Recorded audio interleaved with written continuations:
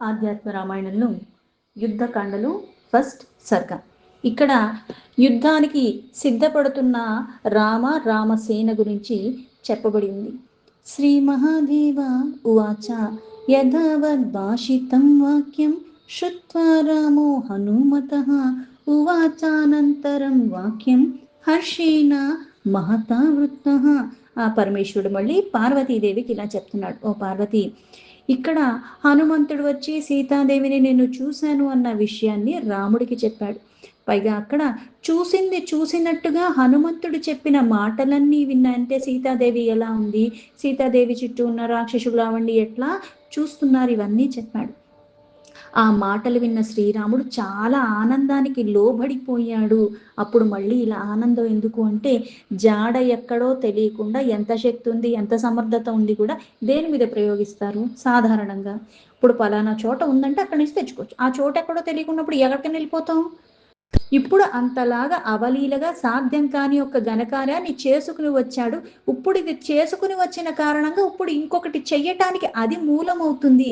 అందుకుని ఆనందానికి, ఎందుకంటే ఆ విఘ్నాలు బాధలు ఎన్ని కలిగినప్పటికీ కూడా వాటినన్నిటినీ అధిగమించి స్థిరంగా ఉన్నాడు కాబట్టి ఈ కార్యం సాధ్యమయ్యింది. కార్యం కృతం హనుమత దైవేరపి సుదుష్కరం మనసాపి యధన్యేన స్మూర్తం శక్యం న భూతలి. దేవతలకి సాధ్యం కానిది ఇట్లాంటి దుష్కరమైనదంటే దేవతలకే సాధ్యం కాదు. అలాగే ఈ భూమి యందు కానీ ఇంకా ఎవరు కూడా మనస్సులో కూడా అట్లాంటిది చెయ్యాలని ఆలోచన చెయ్యరు. ఎందుకంటే ఇది అంత కష్టంతో కూడుకుని ఉన్నది. అలాంటి కార్యాన్ని హనుమంతుడు చేసి సాధించాడు. శతయోజన విస్తీర్ణం లంఘయేత్కః పయోనిధిం లంకాం చ రాక్షసైర్గుప్తాం కోవా దర్శయితుం క్షమః. 100 యోజనాలతో ఇంత విస్తారంగా ఉన్న సముద్రాన్ని దాటగలిగిన వారెవరు?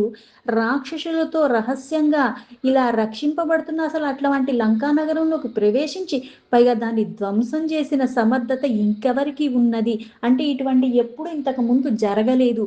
దాన్ని చేసి చూపించాడు. ఇప్పుడు ఎలా అయితే మనకి గిన్నీస్ వరల్డ్ రికార్డ్ అంటాం, కొంతమంది చేసినవి దాన్ని రికార్డ్ బ్రేక్ చేస్తున్నాం. ఏదో ఒకరు మొట్టమొదటిసారి చేసింది అన్నది వేరు. ఇటువంటి చేసి ఉన్న వాళ్ళు 10 నిమిషాల్లో ఉరికారంటే నేను 9 నిమిషాల్లో ఉరకటం అంటే నీకు ఒకటి బేస్ ఉంది అక్కడ. ఆ బెంచ్ మార్క్ని బ్రేక్ చేస్తున్నాం. కానీ ఇటువంటివి చెయ్యాలంటే కూడా ఎవరికి కూడా సాహసం సరిపోదు, అది ఆలోచనకే సరిపోదు. అలాంటి దీన్ని దాటి చూపించారు. అందుకని ఇవన్నీ ఎవరు చెయ్యలేనివి, ఎవరు చెయ్యాలన్న ఆలోచన కూడా పెట్టుకోలేనివి. అటువంటివి చేసుకొచ్చేంత సమర్థత కలిగి ఉన్నది నీకే అని.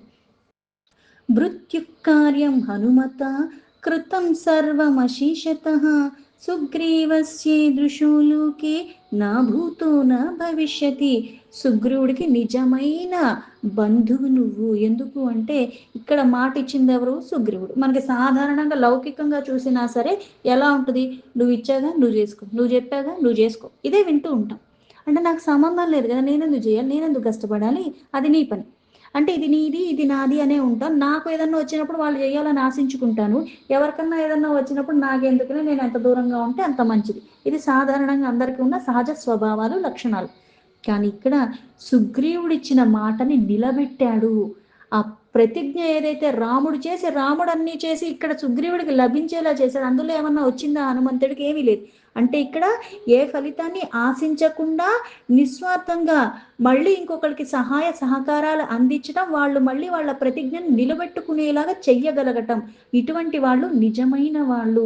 చెయ్యవలసిన స్వామి కార్యాన్నంతా కూడా ఈ పవనసూతుడైన హనుమంతుడు ఏ మాత్రం కూడా మిగల్చకుండా, అంటే మళ్ళీ ఒక పని చెప్పామంటే అరాకొర చేసి వస్తారు, దాన్ని పూర్తిగా కూడా చేసినారు. కానీ ఇక్కడ చెప్పిన దానికన్నా చాలా ఎక్కువ చేసుకొచ్చేశాడు. అటువంటి వాడివి నువ్వు.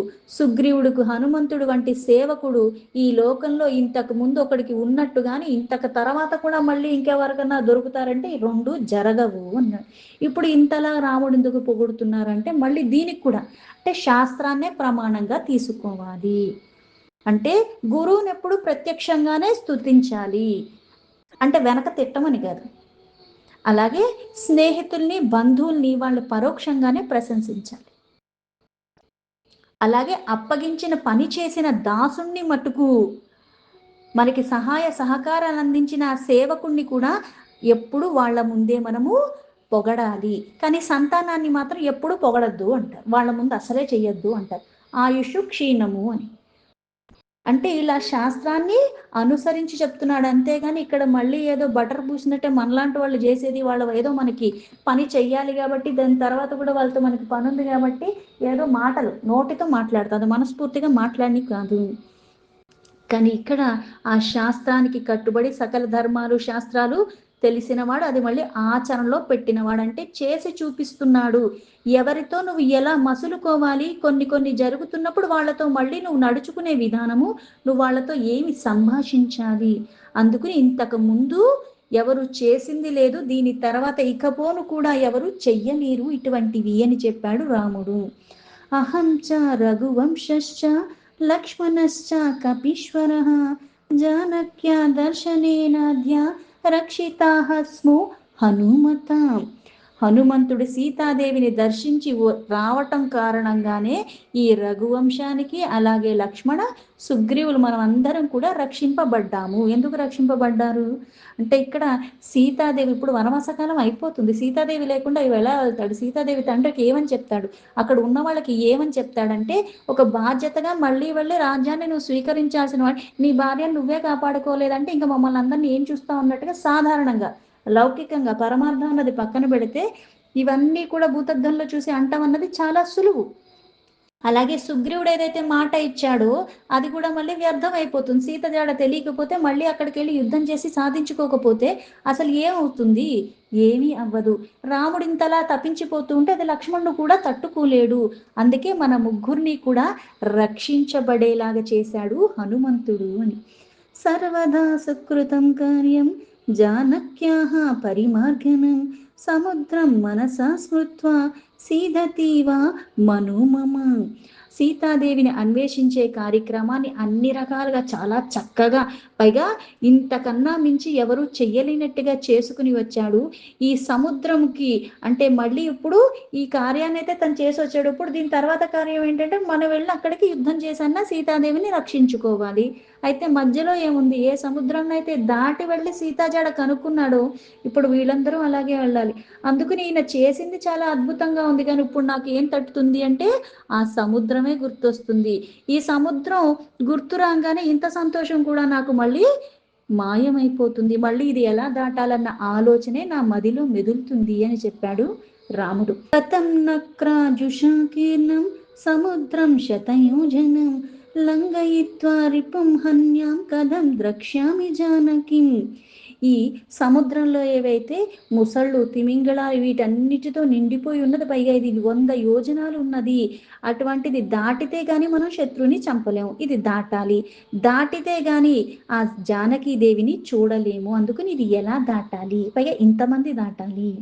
శ్రుత్వా తు రామవచనం సుగ్రీవః ప్రాహ రాఘవం సముద్రం లంకయిష్యామో మహానక్ర జుషాకులం.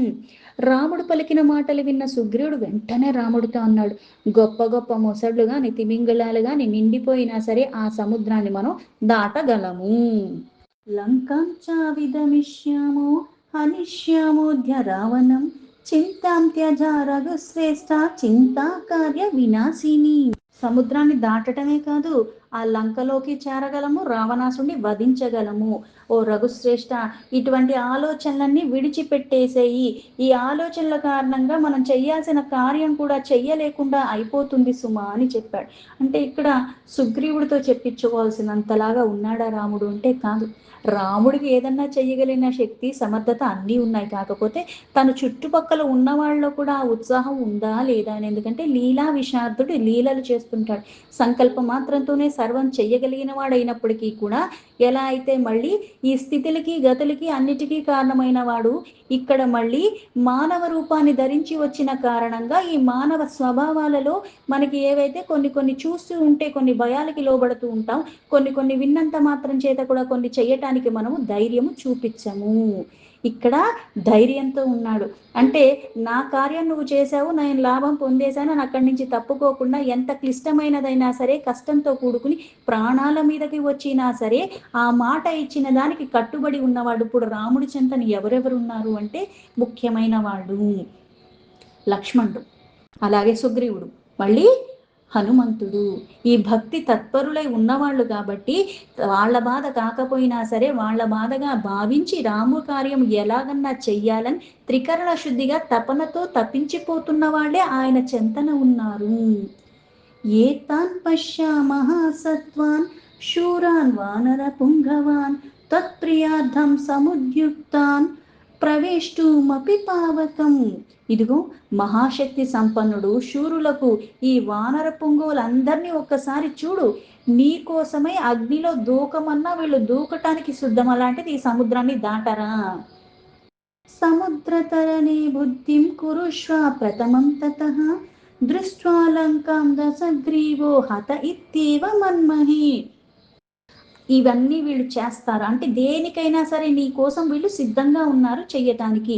ముందు ఈ సముద్రాన్ని దాటిపోవట అన్నది ఎలాగో ఆలోచించు. ఇది జరుగుతుంది, వెళ్ళాలి అంటే వెళ్ళటానికి మార్గాన్ని మట్టికి నువ్వు ఆలోచించు. ఎందుకంటే మనం లంకలోకి చొరబడతాము, అక్కడికి వెళ్తాము, రావణాసుని హతమారుస్తాము. ఇది జరిగి తీరుతుంది, మార్గాన్ని ఒక్కటే ఎంచుకోవాలి. నహి పశ్యామ్యహం కించిత్రీషు లోకేషు రాఘవ గృహీతద్ధనుషో యస్తే తిష్టేధ విముఖూనని. ఓ రాఘవ, నువ్వు ఒక్క ధనస్సును పట్టుకో చాలు, నువ్వు అట్లా పట్టుకుని ఆ యుద్ధంలో నుంచుంటే చాలు. నీకు వీళ్ళందరూ ఇలా ఉండి అంటే నువ్వు నుంచుంటేనే మాకు ధైర్యం వచ్చేస్తూ ఉంటుంది. పైగా నీవు అవి పట్టుకుని యుద్ధానికి నువ్వు సిద్ధపడ్డావంటేనే ఆ మాట వినే భయపడిపోతారు తప్పితే నీకు ముందుగా వచ్చి యుద్ధం చెయ్యాలని ముల్లోకాల్లో ఎవడు సాహసిస్తాడు. సర్వధానో జయో రామ భవిష్యతి న సంశయః నిమిత్తాని చ పశ్యామి తథా భూతాని సర్వసః. అందుకే రామ, ఏ విధంగా చూసినా సరే మనకి అన్ని రకాలుగా జయాలే వస్తాయి. ఇందులో ఎటువంటిది ఇంకో ఆలోచన పెట్టుకోవటానికి వీలు లేదు. అందుకే పైగా ఇక్కడ నువ్వు గమనిస్తున్నావా, శుభశకునాలు కూడా ఎంతలాగా కనపడుతున్నాయో అన్నీ అని. క్రీవవచనం శ్రుత్వా భక్తి వీర్య సమన్వితం అంగీకృత్య బ్రవిద్రామౌ హనుమంతం పురస్థితం.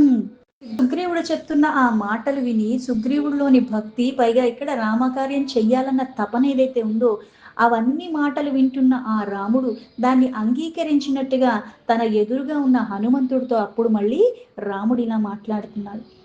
ఏలకేన ప్రధానేన లంఘయామో మహర్ణవం లంకా స్వరూపం మే బ్రూహి దుస్సాధ్యం దేవదానవేహ. ఏదో ఒక విధంగా ఈ సాగరాన్ని అయితే దాటుతాం, అయితే దేవ దానవులకి కూడా సాధించటానికి వీలు కానటువంటి ఆ లంకా నగరాల్లో నువ్వు ప్రవేశించావు.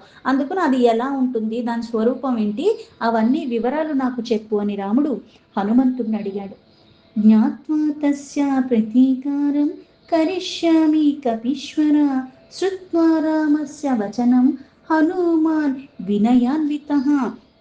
ఇక్కడ మళ్ళీ వీళ్ళ గురించి ఎందుకు చెప్పేదంటే ఇది సాధ్యమవుతుందా లేదా అని ఇలా నిరాశకి లోబడినట్టుగా రాముడు మాట్లాడితే మళ్ళీ పక్కనే ఉన్న సుగ్రీవుడు ఎలా అయితే ధైర్యాన్ని పుంజుకుంటూ నీకు సాధ్యం కాదేంటి, నిన్ను అక్కడ నుంచోబెట్టుకుంటే నీ వల్ల మేము ఇంతమంది ఉద్ధరింపబడుతున్నామన్న భావనలో ఉన్నాడు. అలాగే ఇంత ఘనకార్యాన్ని చేసి ఇన్నిసార్లు రాముడు అన్నాడు, దేవతలకు కానీ దానవులకు కానీ ఇంకొకళ్ళు ఆలోచన చేయటానికి కూడా భయపడతారు.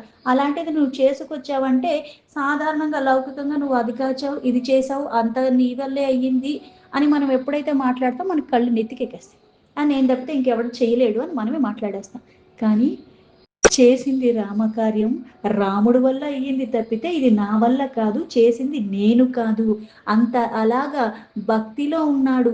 ఆ ఒదిగి ఉన్న కారణంగా మళ్ళీ హనుమంతుడు రాముడికి చేతులు జోడించి, దేవా నేను చూసింది చూసినట్టుగా చెప్తాను, నేను కాబట్టి చూడగలిగాను, నేను కాబట్టి ఇప్పుడు చెప్పగలుగుతా అంటే వెళ్ళటం ఒక ఎత్తు, మళ్ళీ తిరిగి కూడా వచ్చింది నేనే, వెళ్ళిన వాళ్ళు మళ్ళీ వెనక్కి రాలేదు, ఇట్లాంటి ఏం మాట్లాడలేదు. అంటే ఎచ్చు పెచ్చు అన్నది నీకు ఎప్పుడైతే వస్తుందంటే అవి నీకు వికారాలు బాగా ఉన్నాయి, అసురి స్వభావ లక్షణాలు. ఇక్కడ దైవీ స్వభావ లక్షణాలు పూర్ణంగా ఉన్నవాడు హనుమంతుడు. ఈ హనుమంతుడు కూడా ఏమి సాధారణమైన వాడు కాదు. ఇక్కడ మళ్ళీ ఎవరి కార్యం ఎవరు చేశారంటే స్వామి కార్యం స్వామే చేసుకున్నాడు. ఈ రూపంలో ఉన్నది ఆ విష్ణు స్వరూపం అయితే ఈ రూపంలో ఉన్నది శివస్వరూపము. పైగా ఈ గాథని ఎవరెవరికి చెప్తున్నాడు? ఆ పరమేశ్వరుడే మళ్ళీ పార్వతీదేవికి తన గురించి తానే చెప్పుకుంటున్నాడు. వినేది కూడా ఎవరు అంటే తనలో సగభాగము. ఆవిడికి అన్నిటికీ సాక్షిభూతంగానే ఉన్నది. ఈవిడికి తెలియంది కాదు, ఈవిడ మళ్ళీ తెలుసుకోవాల్సింది అన్నట్టు కూడా ఇంకోటి ఏదీ లేదు. ఇదే లీలా విశారదుడు అని చెప్పేది పరమాత్మ తత్వము. అందుకుని నేను చూసింది అంటే ఇక్కడ భక్తుడు ఎలా ఉండాలి, అలాగే ఒకదానికి కట్టుబడి ఉన్నప్పుడు మనం ఒక మాట ఇచ్చినప్పుడు ఎలా ఉండాలి, అలాగే బంధువర్గం ఎలా ఉండాలి, ఇవన్నీ కూడా ఆచరించి తన చుట్టుపక్కన ఉన్న వాళ్ళతో కూడా ఆచరింపచేసినట్టుగా చేపించి అవన్నీ మళ్ళీ మనకి ఆదర్శంగా ఇచ్చినవాడు. అదే ఇక్కడ జరుగుతున్న లీల. అందుకుని మళ్ళీ హనుమంతుడు చెప్తున్నాడు, స్వామి నేను చూసింది చూసినట్లుగా చెప్తాను.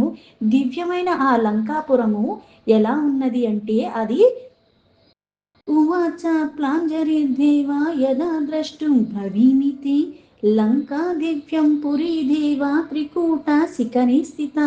ఈ లంకా నగరం అన్నది త్రికూట ఆ గిరి మీద ఆ శిఖరం మీద నిలిచి ఉన్నది. పైగా ఇది ఎలా ఉంది అంటే చాలా దివ్యమైన పురము. అంటే నిజంగా ఇది బాగుంది అది బాగలేదని చెప్పడానికి లేకుండా ఆ పురం అంతా అంటే లంకా నగరం అంతా కూడా అంత అందంగా ఉన్నది. సాధారణంగా ఏదన్నా సరే కొన్ని ఒక పక్క బాగున్నాయంటే ఇంకో పక్క దానికన్నా కొంచెం తక్కువగా ఉన్నాయి అన్నట్టుగానే ఉంటుంది. కానీ ఇక్కడ అలా చెప్పటానికి అందుకే ఆ పురము మొత్తం కూడా చాలా దివ్యంగా ఉన్నది. ఇది త్రికూట శిఖరం మీద ఉన్నది అని చెప్పి స్వర్ణ ప్రాకార సహిత స్వర్ణట్టలాక సంయుత పరాకాభిః పరివృత పూర్ణభిర్ నర్మలోధక్కేహ. అక్కడ మళ్ళీ ఈ నగరం గురించి ఇంత శోభాయమానంగా ఉన్నది, అది ఎక్కడున్నదని చెప్పిన తర్వాత ఇప్పుడు మళ్ళీ దాని గోడలు ఎలా ఉన్నాయి, బంగారంతో చేసి ఉన్నాయి. ఆ కోటలు లోపలున్న భవనాలు ఇవన్నీ ఎలా ఉన్నాయి, అవి కూడా బంగారంతో చేసి ఉన్నాయి. అలాగే అక్కడ నిర్మలమైన నీటిలో నిండిపోయినవి, అక్కడ అన్నీ కూడా చక్కగా హంసలతో ఆ లంకా నగరంలో కూడా నీరంతా కూడా ఉన్నది. పైగా అక్కడ ఉన్నవన్నీ కూడా కందలు అంటే ఇక్కడ పళ్ళు పువ్వులు, అలాగే ఆ నీటిని ఆశ్రయించి ఉన్న ఆ పువ్వులతో చాలా అందంగా ఉన్నది. అంటే ఆవరించి ఉన్నవి, ఇక్కడుండి ఎక్కడ లేవన్నట్టుగా కాకుండా మొత్తం అంతా కూడా అంతలాగా ఉన్నది పూర్ణంగా. నానోపవన శోభాడ్య దివ్యవాపి విరావృత గృహేర్విచిత్ర శోభాడ్యేర్మణి స్తంభ మయేహ శుభేహ. అయితే ఇన్ని వనాలు ఉపవనాలతో అందంగా ఉన్న లంకా నగరంలో అక్కడ మళ్ళీ దిగుడు బావులు ఉన్నాయి. అందులో కూడా మళ్ళీ ఎన్నో రకాలుగా ఇటువంటివి అన్ని మూలల్లో ఆ నగరం అంతా కూడా వ్యాపించి ఉన్నాయి. పగ చిత్రంగా విచిత్రంగా ఉన్నాయి. ఎందుకంటే అక్కడ ఉన్న మణిమయాలుగా ఉన్నాయి. అంటే ఏవైతే అక్కడ భవనాలు ఉన్నాయో భవనాలకి స్తంభాలు ఉన్నాయి. ఆ స్తంభాలు కూడా ఎలా ఉన్నాయంటే ఈ మణులన్నీ పొదగబడి ఉన్నాయి. అన్ని రకాల వర్ణాలతో కూడుకున్నవన్నీ దాని మీద పొదగబడి ఉన్నాయి ఆ స్తంభాలు. పశ్చిమద్వారమాసాద్య గజవాహః సహస్రశః ఉత్తరే ద్వారి తిష్టంతి సాశ్వావాహః సపత్తయః. అయితే ఈ మణిమయంగా ఉన్న స్తంభాలతో శుభంగా ఉన్నాయి ఆ గృహాలన్నీ కూడా. తోరణాలతో అవి కూడా బంగారు తోరణాలతో అలంకరించి ఉన్నాయి. అయితే ఈ నగరం మొత్తానికి కూడా మళ్ళీ 4 ద్వారాలు ఉన్నాయి. ఈ 4 ద్వారాల్లో కూడా పశ్చిమ ద్వారం దగ్గరేమో వేల కొలదిగా గజదళములు ఉన్నాయి. గజాలతో కూడుకున్న సేన అక్కడ రక్షణగా ఉన్నది.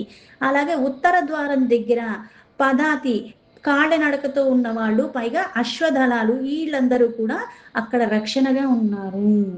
అంటే ఇక్కడ ఏ ద్వారాన్ని విడిచిపెట్టకుండా రక్షణ వ్యవస్థ అన్నది కూడా అంత చక్కగా ఉన్నది. ఇప్పుడు సాధారణంగా ఉన్నవాడు చూసింది చూసినట్టుగా చెప్తాను అంటే ఇప్పుడు నేను ఏది చూసానో అదే చెప్తాను. పైగా నాకున్న అజ్ఞానం కొద్దీ అజ్ఞానం ఎక్కువగా ఉంది. నేనేం చూస్తాను అంటే కొన్ని కొన్ని చూస్తాను, కొన్ని కొన్ని విస్మరిస్తాను. చూసింది కూడా మళ్ళీ నాకు అంత గుర్తుండకపోవచ్చు. కానీ ఇక్కడ వెళ్ళిన వాడు సామాన్యమైన వాడు కాదు. ఇప్పుడు దీని తర్వాత వాళ్ళు ఏ కార్యం చెయ్యబోతున్నారో కూడా బాగా తెలుసు కాబట్టి ఆ కోణం నుంచే చూశాడు. అందుకే ఏ ద్వారం దగ్గర ఎంతమంది ఉన్నారు, ఎవరు ఎలా రక్షణ కల్పిస్తున్నారు, ఈ వ్యవస్థ అన్నది ఎలా ఉన్నదంతది కూడా గమనించి ఇప్పుడు చెప్తున్నాడు. తిష్టంత్యార్ బుధ సంఖ్యాకాః ప్రాచ్యామపి తదేవ చ రక్షిణో రాక్షసా వీర ద్వారం దక్షిణమాశ్రితాః. ఇక్కడ ఎలా అయితే గజాలు ఉన్నాయి, అశ్వాలు ఉన్నాయి, కాలిసేనతో ఉన్నవాళ్ళు ఉత్తర ద్వారం దగ్గర, పశ్చిమ ద్వారం దగ్గర అని చెప్పిన తర్వాత ఇక్కడ మిగిలిన ఏదైతే తూర్పు, అక్కడ 10 కోట్ల మంది సంఖ్యతో అక్కడ కూడా రక్షణ కల్పిస్తున్నారు. అంతే మంది మళ్ళీ దక్షిణ ద్వారాన్ని కూడా ఆశ్రయించి వీరులైన వాళ్ళు వీళ్ళ ఆయుధాలన్నీ ధరించి ఎప్పుడూ రక్షణగానే అక్కడే ఉన్నారు. మధ్యకక్షే అప్యసంఖ్యాత గజశ్వారదపత్తయః రక్షయంతి సదాలంకాం నానాస్త్ర కుశలాః ప్రభుః. ఈ 4 ద్వారాల దగ్గరే కాకుండా మధ్యలో, నగరానికి మధ్యలో కూడా లెక్క పెట్టలేని గజ, అశ్వ, రథ పదాలతో అంటే చతురంగ బలాలందరూ కూడా అక్కడ దళాలతో అన్ని రకాల ఆయుధాలు ధరించటమే కాదు, ప్రయోగించటంలో కూడా ఆరితేరిన వాళ్ళైన వాళ్ళు ఎల్లవేళలు అంటే 24 గంటలు అక్కడ రక్షణ కల్పిస్తూనే ఉన్నారు. లంకా నగరాన్ని మొత్తం ఇటువంటి వాళ్ళు రక్షణగా ఉన్నారు. ఆధ్యాత్మ రామాయణంలో యుద్ధకాండలు ఫస్ట్ సర్గలు 22 శ్లోక సంపూర్ణం.